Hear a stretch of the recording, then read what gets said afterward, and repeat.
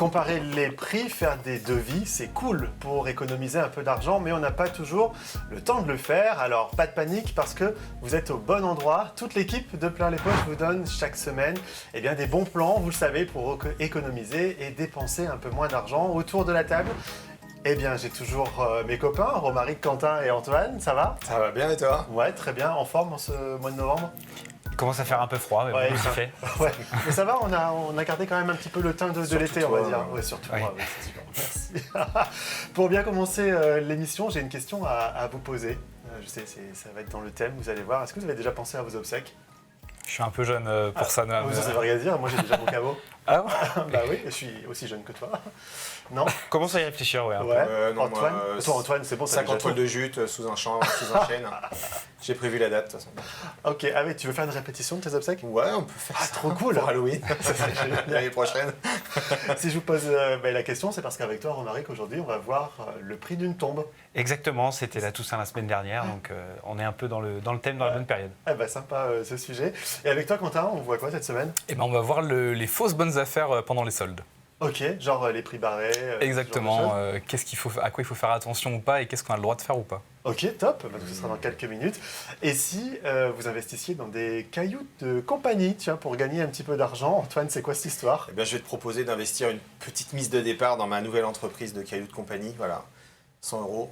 Ça. Ok. Ah, mais ça, je peux aller sur la plage et j'en récupère. Non, parce que c'est Ah, pas non. les mêmes. Ils Ah, sont c'est ça. choisis et tout, sélectionnés. Tu verras, je t'expliquerai. Ok, bon, on fait le point sur tout ça dans un instant. Et puis, on s'intéressera également à nos copains les milliardaires avec le premier d'entre eux, vous le connaissez, Jean, qui nous rejoindra en fin d'émission. Bienvenue dans Plein les Poches.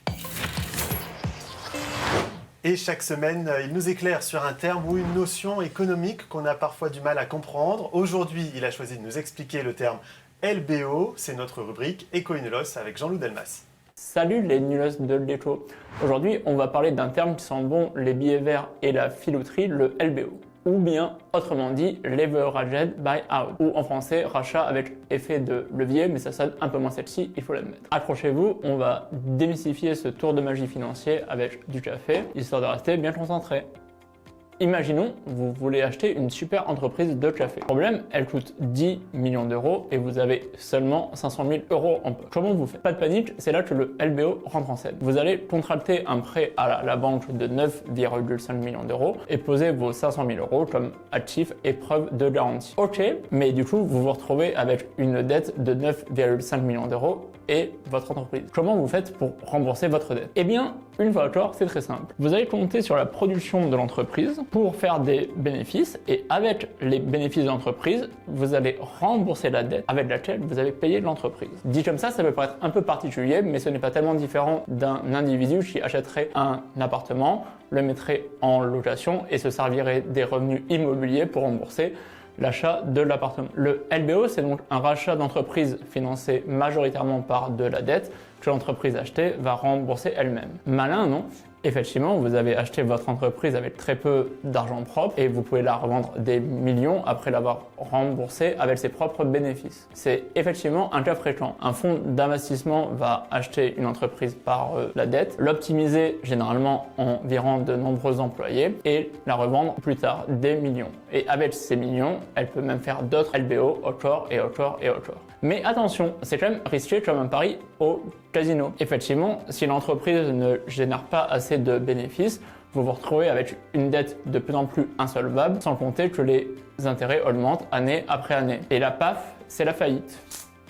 Et qui trinquent, ce sont encore les employés. Les LBO, c'est donc un peu le Monopoly des riches. Tu mises gros, t'espères gros, mais parfois tu tombes sur la case prison.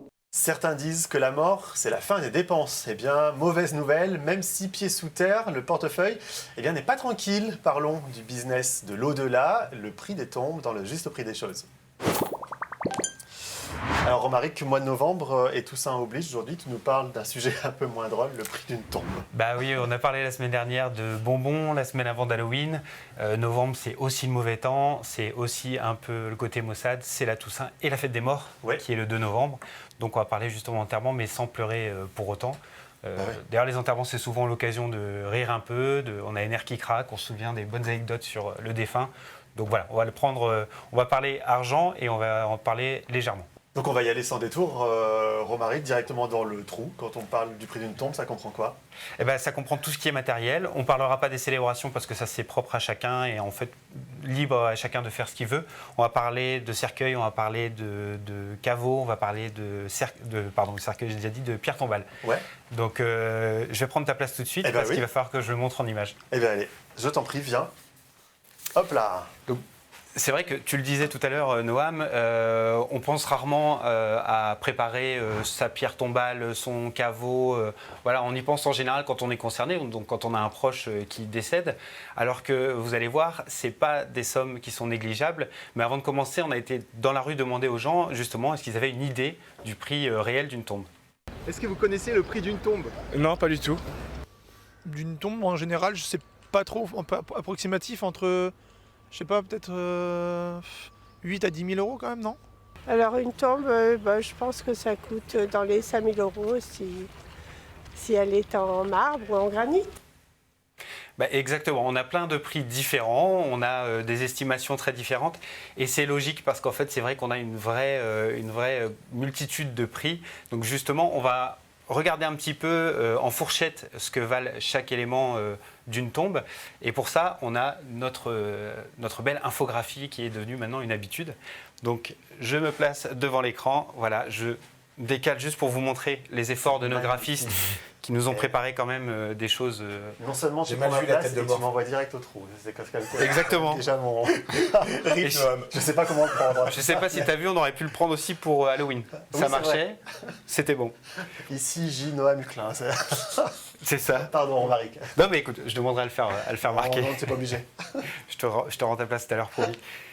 Voilà, donc quand on parle d'une tombe, d'abord, on va parler d'une concession, parce qu'il faut bien être quelque part. Donc la concession dans un cimetière ou dans un lieu de repos, ça peut être sur 20 ans, ça peut être sur 30 ans, sur 50 ans. Le plus souvent, on va parler de 30 ans. Donc là, on a une fourchette, en moyenne en France, ça va être entre 1 000 et 5 000 euros pour 30 ans. Mais il faut savoir que on parle ici de moyenne parce que ça dépend des communes, ça dépend des cimetières. Si vous allez par exemple dans une petite commune du centre-Bretagne, vous pouvez avoir une concession 30 ans à 300 euros. Par contre, si vous allez au Père-Lachaise dans un bel endroit, vous pouvez en avoir pour 20 000 euros pour 30 ans. Donc ça, c'est un des plus gros paramètres à prendre en compte lorsqu'on prend une tombe et auquel on ne pense pas. Donc la concession... ça peut être, quand on est enterré, on peut être enterré en pleine terre ou en caveau. Donc là encore, on a des grosses différences. Pour ce qui est de la pleine terre, c'est directement avec la nature, voilà, retour à la nature. Par contre, pour ce qui est un caveau, ça peut aller de 8 000 à 20 000 euros. C'est pareil, on a des prix qui sont très différents en fait. C'est selon la garniture, je dirais, du caveau, la fondation du caveau. Ça peut être du béton, ça peut être du granit. Et si par exemple c'est du béton, on peut en avoir même à 5 000 euros. Pour du granit, certains granites spéciaux qui viennent par exemple des Vosges ou de Bretagne peuvent aller jusqu'à 100 000 euros pour un caveau de 4 places. Voilà. Après, ça dépend. Voilà, c'est comme l'immobilier, chacun choisit sa décoration et on fait comme on veut. Le caveau, donc voilà, pour une tombe en pleine terre, c'est beaucoup moins cher. Vous voyez, j'avais noté quand même, ça va de 800 à 2500 euros. Dedans, c'est souvent dû au prix du creusement, qui peut être fait soit par les employés municipaux, soit par des employés funéraires. On a encore des employés qui le font à la main, le plus souvent c'est au tractopelle, donc il faut louer le matériel. Voilà. Mais vous voyez, les prix sont beaucoup moins chers. Une fois que le trou est fait, je dirais, il faut penser à ce qu'on va mettre dedans. Donc, le cercueil, dans quoi on veut être enterré. Là, je vous ai mis en moyenne, c'est de 350 à 3 000 euros. Il faut savoir que c'est pareil, 350, c'est la fourchette très basse, mais par contre, on peut trouver des cercueils qui vont beaucoup plus haut. Pourquoi ? Parce qu'en fait, on a des cercueils qui vont être en chêne, massif, c'est pareil, ça va être la structure, la matière dans laquelle on fabrique ce cercueil. Petit point, on pense souvent à faire du carton aujourd'hui, c'est un petit peu la mode. On se dit que c'est biodégradable, que c'est économique. En général, c'est plus cher le carton, parce que c'est du carton qui est très spécial, qui est traité. On a des cercueils qui vont jusqu'à 10 000 euros, 15 000 euros. Mais en gros, ça va dépendre aussi des poignées, ça va dépendre des petites décorations, si on veut mettre une croix, si on met quelque chose. Moi, j'aimerais un cercueil en verre. Et la garniture à l'intérieur aussi. Un cercueil en verre. Comme c'est des long, dessins quoi. animés, tu sais. Ouais, c'est vrai. Ça fait un peu Dracula. Ouais, mais bon. Surtout, c'est pas biodégradable. Oui, bon, écoute. Lui non plus, il n'est pas biodégradable. Hein. Non. pense aux Ça reste Moi, asticots. j'aimerais qu'on me voit pendant la cérémonie. Tu vois. Ah oui, d'accord. Non, mais pour ça, on peut garder ouvert. Et voilà, qu'est-ce qu'on pose par-dessus le cercueil une fois qu'on a rebouché la tombe? C'est la pierre tombale ou le monument. Donc là, c'est pareil. On a beaucoup de prix très différents. Ça va de 1 000 à 10 000 euros en moyenne parce que ça peut être du marbre, ça peut être du granit aussi. Donc le plus souvent, on a du marbre qui vient soit de Chine, soit d'Inde. Il est taillé en Italie. On a beaucoup de marbre maintenant qui vient du Brésil. Donc tout ça, ça a un coût parce qu'il faut l'importer, il faut le faire tailler. Et pareil, on a le granit aussi qui vient de Bretagne, des Vosges. Et là, c'est encore plus cher. Donc il faut savoir, il faut penser quand même quand on fait faire des devis pour cela, qu'il y a beaucoup de possibilités, qu'on n'est pas obligé de s'arrêter à un seul devis. Il faut vraiment demander à gauche, à droite. Donc tous ces prix-là, ah oui, voilà, j'allais oublier puisque c'est de plus en plus dans les usages. La crémation, il faut juste compter entre 500 et 800 euros de plus. C'est le coût en fait du Et on four. prend un cercueil moins cher. Donc du coup, Ah bah ça alors, équilibre peut-être, non? Ouais, ça on en parlera tout à l'heure, mais effectivement, il faut y penser et se dire est-ce que pour faire brûler le tout, ça vaut le coup de mettre aussi cher quoi. Et voilà, après la crémation, on aura le columbarium, qui est aussi une concession en fait, mais qui est beaucoup moins cher. Forcément, ça prend moins de place, on a beaucoup plus de choses. Et très souvent, c'est la redevance en fait à la commune qui coûte entre 350 et 1 200 euros. Tous ces prix-là, est-ce que les gens en ont conscience? On n'est pas sûr. Est-ce qu'ils sont prêts à payer aussi cher? On s'est demandé justement, vous qui nous regardez ou dans la rue, combien vous êtes prêts à payer au final pour une tombe? On n'a pas de prix, de toute façon, c'est quelqu'un qu'on a aimé et qu'on continuera toujours d'aimer. Donc, si on doit mettre les 10 000 euros pour quelqu'un qui soit bien, qui soit surtout bien entretenu sur le long terme, ça c'est très important aussi, on est capable de mettre un bon prix. Le minimum. Le minimum. En chiffres, dans les 3 000, 4 000 euros. Alors là, je pense peut-être 1 000, 2 000 euros. Enfin, ça dépend du budget de chacun, je pense. C'était vachement bien joué. T'as vu cette résurrection, Romaric? Je suis revenu. Je suis impressionné, j'ai compris que la place serait très chère à obtenir. Impossible. Je m'attendrai, j'ai pas encore un pied dans la tombe. Non, il va falloir achever pour réussir ça. Ouais, écoute, on n'en est pas là, on n'en est pas encore là, vraiment. Mais justement, je ne vais pas t'achever, donc tu n'as pas à préparer tout de suite ta tombe. Même si c'est un conseil en fait qu'on donne justement aux gens, n'hésitez pas à y réfléchir, à en parler à vos proches de ce dont vous voulez, et peut-être de préparer un petit budget. Il y a beaucoup de gens maintenant qui le font. En moyenne, les Français dépensent aujourd'hui 3 500 euros pour tout ce qui est matériel. Je dis bien hors concession parce que forcément ça dépend où on veut être enterré. Mais aujourd'hui, la tendance va vers moins de dépenses pour les tombes, parce qu'on a de plus en plus de crémations déjà, et donc on se dit est-ce que ça vaut le coup de dépenser si cher pour tout brûler? Et parce qu'en fait, on a compris que le respect aux défunts n'était pas forcément lié aux dépenses qu'on mettait pour ces funérailles. Voilà, donc n'hésitez pas surtout à bien vous renseigner, à demander des devis. Les entreprises sont très réactives, vous les aurez sans problème. Merci. Merci à toi. J'ai hâte de voir le sujet de la semaine prochaine. Je vais éviter de plomber l'ambiance. Ouais, mais non, t'as pas plombé l'ambiance, t'inquiète. On aime quand tu fais ça.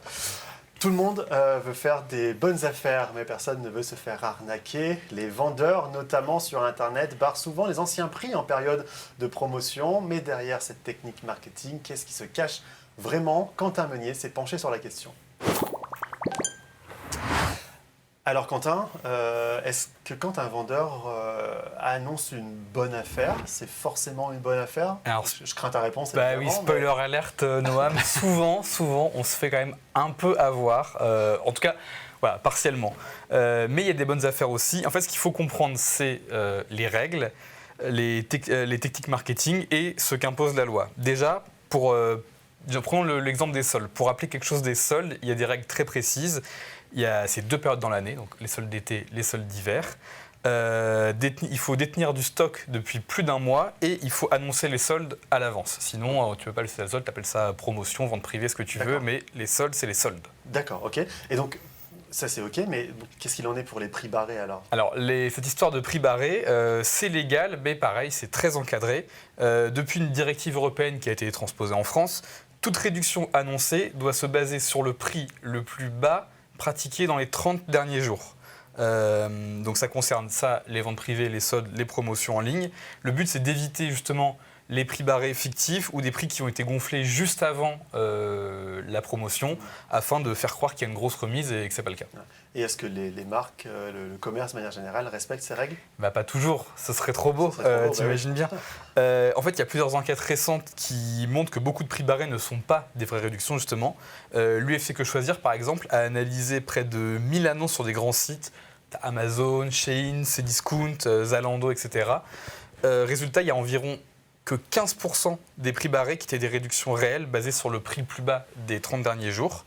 Chez Shein, par exemple, c'est la DGCCRF, donc la répression des fraudes, a constaté que 57% des annonces, c'est quand même plus de la moitié, n'offraient aucune baisse réelle, 19% une baisse inférieure à celle qui était annoncée, et il y avait même 11% qui étaient des prix plus chers que les vrais prix pratiqués avant la période de promo. Ah ouais. Donc souvent l'annonce, ça sert à attirer l'œil, à créer un sentiment d'urgence ou de rareté pour te pousser à acheter, mais c'est pas toujours très réglo. Ouais. Et les ventes privées dans tout ça, est-ce que ça offre vraiment des avantages, les mêmes avantages que les soldes, que les promos classiques? Ça peut, oui. Les ventes privées, c'est souvent des opérations de déstockage, de fin de série, de produits spécialement négociés, dégriffés, etc. C'est-à-dire que tu peux trouver des remises intéressantes, mais dans ce secteur aussi, tu as les mêmes problèmes que les autres, donc il faut faire toujours attention aux fausses bonnes idées. Ouais. Et maintenant que tout ça est dit, comment il fait le consommateur pour ne pas se faire piéger? Alors, il faut essayer de se tenir un peu au courant du prix réel avant la promo ou la vente privée. Il faut faire un peu sa veille quand on veut faire un gros achat. Comparer aussi avec d'autres sites ou d'autres boutiques en ligne. Il y a certains sites web ou extensions qui fournissent l'historique des prix et qui vous permettent de savoir si le prix barré il a réellement été pratiqué ou pas. Ça s'appelle par exemple Kipa ou Camel Camel. On peut avoir soit l'historique sur le site, soit une petite extension sur votre navigation Cdiscount ou Amazon qui vous dit « Ah, attention, ce prix-là n'a pas été pratiqué avant ». Il faut vérifier aussi les conditions de promo. Est-ce que c'est des promos qui sont valables avec un certain seuil d'achat? Est-ce que c'est jusqu'à moins 50%? Est-ce que ça veut vraiment dire que c'est 50%? Tous les articles, certains modèles, limités dans le temps, etc. Et se méfier aussi surtout des techniques marketing, des visuels promo permanentes ou des stockages. Ça, c'est le genre de moment où on peut se faire un peu avoir. Merci. Et surtout quand c'est plusieurs fois par an. Eh oui, pas fini, pardon. Dernier conseil aussi, il faut vérifier ça sur les promotions, surtout quand c'est plusieurs fois par an sur les mêmes articles. Là, ça devrait être un petit warning en mode, bon, ça peut pas être tous les jours la fête, quoi. Là, il y a un loup, comme on dit. Exactement. Top. Cette fois, merci. C'est bon, merci. Pour tous ces biens conseils pour ne pas se faire avoir en matière de promotion. Peut-être êtes-vous déjà tombé sur des vidéos touchantes sur TikTok, par exemple des mamies en pleurs, une histoire d'artisanat et un lien vers un site de dropshipping. Derrière ce genre de vidéos, on trouve malheureusement souvent des arnaques et beaucoup de déçus. Les explications de Thomas Micho-Bielic. Ce papy qui pleure en disant qu'il doit vendre ses chaussons pour sauver sa ferme, spoiler, il n'a en fait jamais confectionné de chaussons. Depuis plusieurs mois, des vidéos comme celle-là explosent sur TikTok. Elles montrent des personnes âgées, épuisées, en larmes, expliquant qu'elles fabriquent des pantoufles ou des peluches à la main pour survivre. En quelques secondes, ça t'émeut, tu likes, tu commentes ou tu cliques carrément sur le lien pour les aider. Sauf que tout est faux. Les vidéos sont manipulées, les images sont volées et totalement recontextualisées. Le texte, la voix off, les sous-titres, ils sont inventés de toutes pièces pour te faire croire à une histoire émouvante. Mais alors, les produits artisanaux qu'on te montre servent à quoi? Eh bien, ils viennent tout droit de Chine, vendus à prix cassé sur AliExpress ou Shein, puis revendus 3 à 4 fois plus cher via des sites comme Ferme Cocoon ou Poly. Derrière ces comptes se trouvent en fait des revendeurs qui encaissent tout sans jamais livrer les promesses. Certaines séquences circulent dans toutes les langues, français, espagnol ou encore japonais, avec les mêmes visages mais des histoires différentes. Bref, tout est scénarisé. Et c'est un véritable jeu du chat et de la souris, puisque même lorsque TikTok supprime une vidéo, elle réapparaît sous un autre nom. Alors si tu veux soutenir de vrais artisans, passe directement par leur site vérifié, leur page officielle ou des plateformes connues. Et si tu vois une vidéo trop parfaite, trop triste, trop virale, bref, qui tente de jouer avec tes émotions, méfie-toi. Vous pensiez avoir tout vu dans le monde des placements. Attendez de découvrir les cailloux de compagnie. Antoine va nous expliquer pourquoi certains pensent que ces pierres peuvent transformer leur épargne et pourquoi parfois il vaut mieux rester avec vos billets bien au chaud. C'est l'investissement chelou. Alors Antoine, des cailloux de compagnie, c'est nouveau, tu nous surprends Oui, c'est à la chaque chronique fois. du C'est quoi cette jour. histoire? Toutes les idées, même mauvaises, sont-elles bonnes pour faire de l'argent? Alors apparemment mauvaises, hein, parce que en réalité, certains, ouais. voilà, bah, il se trouve que c'est un grand oui. Elles pourraient bien vous rendre millionnaire, ces idées foireuses. Alors aujourd'hui, Noam, je te propose d'investir 100 € de part dans ma société de cailloux. Est-ce que t'es chaud? Je peux te parler honnêtement? Bah oui. Non. J'y crois pas. C'est des histoires de Tant cailloux. pis pour toi. Je te raconte cette petite histoire exemplaire. C'est celle de l'Américain Gary Dahl, qui est né en 1936 et décédé en 2015. Selon la légende, Gary, il était assis au bar dans les années 70 et il écoutait ses amis qui se plaignaient du comportement de leurs animaux de compagnie quand il leur a rétorqué que lui, il n'avait aucun problème avec son animal de compagnie parce qu'il était absolument parfait, c'était un caillou. Donc au départ, c'était une histoire de fond de bar aviné, hein, c'était une petite blague comme ça, rhétorique, et ça aurait pu s'arrêter là. Mais non. Mais bien sûr que non. Bien sûr que non. Ce serait pas drôle sinon. Exactement. Gary Dahl va jusqu'au bout de son idée farfelue et en 1975, il fonde la société Rock Bottom Production qui propose des petits cailloux de compagnie pour la modique somme de 3,95 $. C'est pas cher. Ça va. C'est les dollars des années 70, je sais pas si c'est exactement pareil, mais bon. Ouais. Et ben, il ne s'arrête pas là. Oh non, il ne s'arrête pas là. Il faut s'intéresser aussi au packaging du caillou. Parce qu'en fait, ce n'est pas juste un caillou de compagnie. Il faut comprendre combien Gary Dahl, il allait très loin dans son délire. Déjà, les vulgaires galets, hein, qui sont des galets de base, hein, comme on dit, sont soigneusement emballés dans une belle boîte avec des petits trous pour qu'ils puissent respirer. Ils sont confortablement installés dans de la paille parce que ce sont des amis de compagnie, hein, oui, évidemment. les pet rock. Ensuite, Gary Dahl, petit malin, il fournit avec le pet rock, le caillou de compagnie, donc un manuel pour apprendre à dresser son galet. Comment on dresse le galet? Il nous prévient d'entrée de jeu qu'on ne pourra pas lui faire réaliser beaucoup de tours. Ça, niveau tour de magie, c'est pas fou. Il répond juste aux commandes assis et pas bouger. Donc moi j'ai très bien dressé le mien. Ah bah oui, parce qu'il bouge pas. Hein. Pas bouger. Voilà. Oh, wow. Mais il est précisé dans le manuel d'entraînement, qui est en réalité le truc que tu achètes vraiment hein, quand tu achètes le pet rock, qu'on peut aussi lui faire exécuter la commande tourne sur toi-même et attaque. Alors il précise quand même que ces tours-là, ils nécessitent un petit coup de main de la part du dresseur. Donc par exemple, attaque. Oui, alors non, on va peut-être éviter ça, merci. T'es gentil, hein, mais c'est quand même une belle petite supercherie. C'est une jolie petite blague, mais c'est là que ça devient incroyable, parce que le succès est fulgurant. Comment est-ce possible? Eh bien, d'abord, le prix, il est modique, hein, et puis surtout, il y a l'originalité du caillou de compagnie. On est en 1975, hein, donc voilà. Il n'y a même pas les réseaux sociaux, le mec, ça fonctionne quand même. Et ça se vend très très bien. La fièvre du pet rock, à la même enseigne qu'aujourd'hui, le Laboubou fonctionne très bien pendant 6 mois. Après, il y a une petite baisse de régime et les gens se lassent d'en offrir après les fêtes de Noël en réalité. Donc en seulement quelques semaines, ça s'arrête. Mais le trublion, il a quand même réussi à devenir millionnaire avec son idée foireuse, quoi. Voilà. Ça c'est quand même incroyable. Et donc du coup, moralité de cette histoire? Eh bien, moralité de mon petit conte de Noël, c'est hyper intéressant. C'est que de temps en temps, on investit dans des idées cheloues, eh bien ça paye quand même. Le pire, c'est que la femme de Gary a raconté bien plus tard que tout un tas de zinzins venaient le voir, Gary, donc son mari, pour le convaincre d'investir dans leurs idées foireuses à lui. Et lui-même, il a essayé de reproduire sa performance à plusieurs reprises, puisqu'il a essayé d'importer de la terre rouge de Chine. Il a aussi essayé de produire un kit de reproduction de sable, sans vraiment réussir sur un autre succès. Moi, j'aime la flamme, hein, je trouve ça magnifique. Par contre, le bar dans lequel il avait investi l'argent de son succès initial, qui s'appelle donc le Kerry Nation, eh ben, il existe toujours. Il est à Los Gatos en Californie. On peut aller le visiter, même si lui, il est mort, mais son investissement a survécu au fondateur. autre héritage. Vous pouvez même trouver sur Internet des Français qui ont repris l'idée de Gary.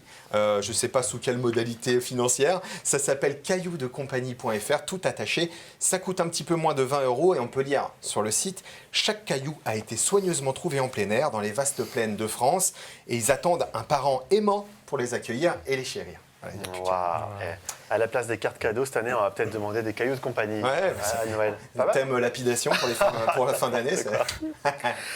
Merci Antoine pour ce joli investissement. Est-ce que tu me prêtes ton caillou pour finir l'émission? Je te le confie. Oh là là là là. C'est de la garde partagée. C'est le caillou de parole, C'est la absolument. garde partagée de Je prends les cailloux. week-ends et les Regardez vacances. comme il est beau. Comment il s'appelle?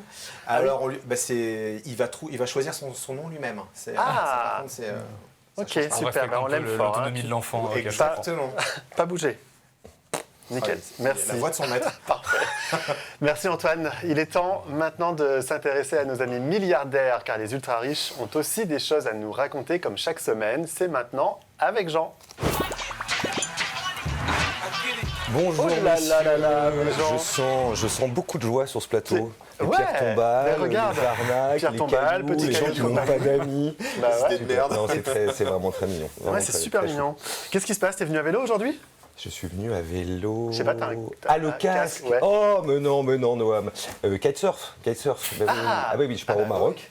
Voilà, c'est la saison, il faut y aller en vélo, Noam. Je sais pas, moi je me suis dit putain peut-être que Ah, vraiment, t'as vraiment. changé Non, ta très manière de drôle. te Très drôle. déplacer, mais pas du tout. Pas du tout. Non, kite. Je suis pas venu pour vous parler de kite.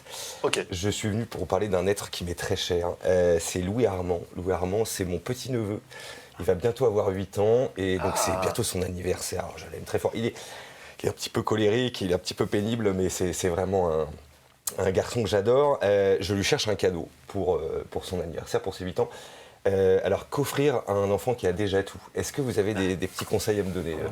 Oui, un Est-ce caillou de qu'il a un compagnie. caillou de Un compagnie? caillou, tout à fait, j'avais pas pensé. Alors ce sera pas le caillou, ok. merci, mais non. Alors pour nous aider, Louis Armand est fan de voitures. Il adore ça et il est fan de Formule 1. Ok. Alors on suit tous les grands prix. On a été plusieurs fois ensemble dans la loge à Monaco, donc il a bien aimé. Au début, j'ai réfléchi comme un tonton classique, pauvre. Donc un jouet banal. Alors, au début, je me suis dit, je vais prendre une petite voiture, je vais prendre une Formule 1 en Lego, une Formule 1 télécommandée, une Formule 1 en maquette. Bon. C'est pas suffisant tout Non, ça. bah non, On n'a c'est pas suffisant. évidemment. Non. Alors après, je me suis dit, on va aller au-dessus. Oh là. Donc j'ai pensé à un stage chez Red Bull Racing. Ah, ok. Bon, après, il a 7 ans, alors changer des pneus en 4 secondes, c'est peut-être pas top. Je me suis dit, on va peut-être inviter Lewis Hamilton et Max Verstappen à l'anniversaire. Pourquoi pas? Ouais, bonne idée. Ils sont pas dispo, je leur ai demandé, donc c'est pas possible. J'ai cherché. Et pas puis simple j'ai d'être content. trouvé le miracle, une vraie Formule 1, puisqu'il est fan de Formule 1. Ok. Ce sera la Ferrari de Jean Alesi de la saison 92. Voilà. Alors elle va être vendue aux enchères à la fin de l'année. Il y en a pour 3-4 millions d'euros. Voilà, donc avec les chèques cadeaux de Noël, ça devrait passer. Elle est en parfait état de marche. Oui, c'est mieux que celle D'accord. de Senna, par exemple. Et voilà, alors ça, ce sera peut-être pour un autre anniversaire. V12, 750 chevaux, c'est un monstre absolu, ça va être super. Pourquoi Jean Alesi la vend? En fait, elle était en déco dans sa maison. Il a eu des remords récemment en se disant, elle prenait la poussière, il s'est dit, tiens, bon, une voiture de course, c'est peut-être mieux de faire des courses avec que de la mettre en lampe dans la salle de bain. Alors le seul petit truc, c'est qu'il va falloir se battre. Et oui, parce que même pour quelqu'un de très riche comme moi, des ventes aux enchères de Formule 1, il n'y en a pas beaucoup. Il y en a une ou deux par an, voilà, avec des collectionneurs qui sont blindés comme moi. On va se battre, messieurs. Je vais l'obtenir. Et puis après, on louera un circuit, on mettra des petites pédales pour Louis Armand. Et puis on va bien s'amuser. Bah ouais, mais et Jean Alesi dans tout ça, il va pas être trop triste? Je pense pas. Alors déjà, il va récolter un petit peu d'argent, évidemment. Et il a déjà prévenu, à la place de sa Ferrari, dans son salon, il va mettre une Tyrrell. C'est une autre Formule 1. Voilà. D'ailleurs, ça nous donne une idée pour les 9 ans de Louis Armand. Peut-être qu'on pourra essayer d'obtenir la Tyrrell. Voilà. Bon, eh ben écoute, on te souhaite bonne chance pour Merci, l'acquisition on y croit. On croise les cette doigts, Formule 1. On croise Merci. les doigts et on est sûr que tu vas y arriver. Merci à vous quatre d'être venus aujourd'hui. C'est la fin de cette émission. Vous pouvez retrouver l'intégralité de nos contenus sur 20minutes.fr et sur nos réseaux sociaux. Merci de nous suivre chaque semaine. On se retrouve la semaine prochaine à la même heure et d'ici là, Prenez soin de vous. portez-vous bien. Portez-vous bien. Ouais.